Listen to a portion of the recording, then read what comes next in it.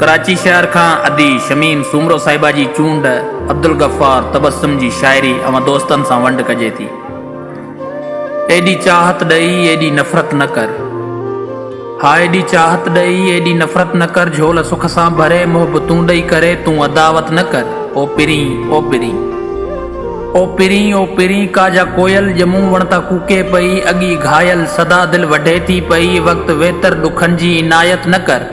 ओ पिरी ओ पिरी ओ पिरी ओ पिरी आहटूं जेके तो वट दफनायल छॾियम से वफ़ाउन जी चाहत ते उकरियल छॾियम, तूं निशानिन सां जाना बगावत न कर।